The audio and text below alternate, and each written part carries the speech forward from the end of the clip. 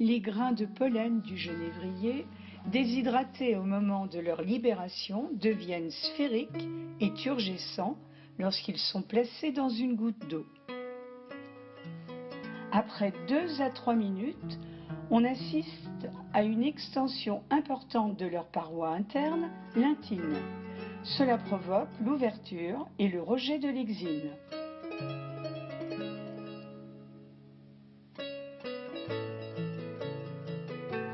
On revoit ici la rupture de l'exine, observée cette fois au fort grossissement et en temps réel.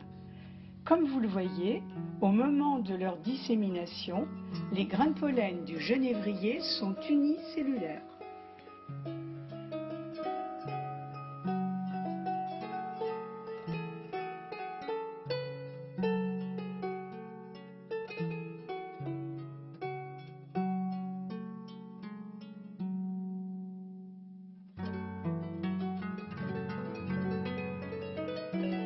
Observons maintenant en continu les 2 grains situés en bas de l'image. Le pollen a été placé dans un fluorochrome, le chalcofluor, et l'observation est réalisée avec un microscope à fluorescence. À la surface de ces 2 grains, on remarque d'abord une hernie très brillante.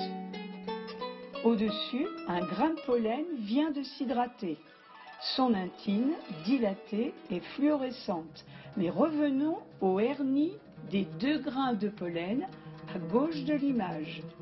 Leur volume et leur brillance diminuent progressivement au cours du temps. Après 2 minutes d'observation, la fluorescence va totalement disparaître. Mais si on continue à fixer cette zone, on s'aperçoit que c'est exactement là que l'exine se fend en 2 moitiés, libérant brutalement le grain de pollen. En réalité, l'eau a pénétré dans le pore de l'exine, sur les bords de l'opercule, provoquant la dilatation de l'intine et la rupture de l'exine. 3 à 4 jours après avoir été ensemencés sur un milieu nutritif stérile, les grains de pollen unicellulaires se divisent en 2 cellules inégales.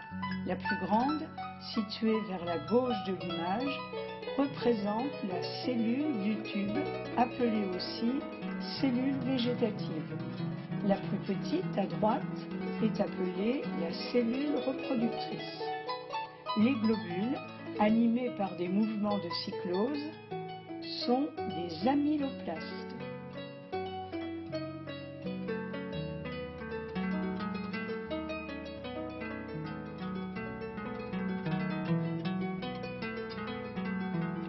Après la première division cellulaire, un tube pollinique est émis.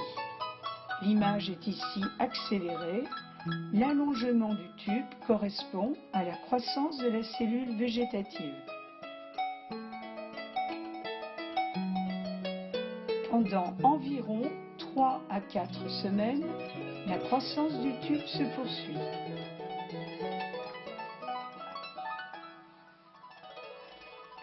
Au cours de cette première phase de croissance, l'extrémité du tube contient la plus grande partie du cytoplasme ainsi que le noyau du tube.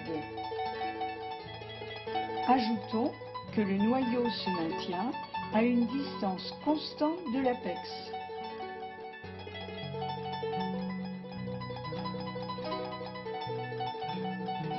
En culture in vitro, les tubes polliniques atteignent en moyenne 500 microns de longueur.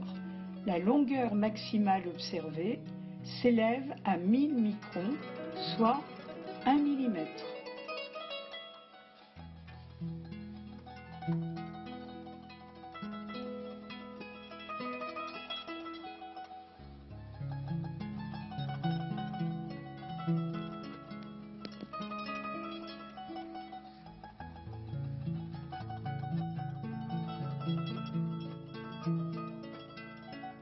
La croissance du tube s'arrête le noyau du tube remonte sur toute la longueur du tube et va s'accoler aux cellules de la deuxième division, c'est-à-dire la cellule socle et la cellule spermatogène.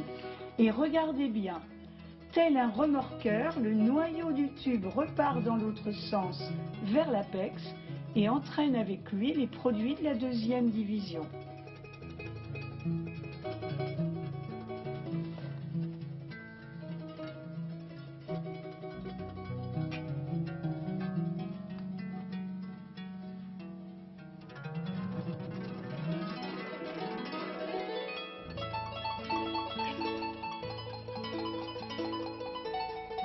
Enfin, arrivées à l'extrémité du tube, les cellules restent groupées à l'apex.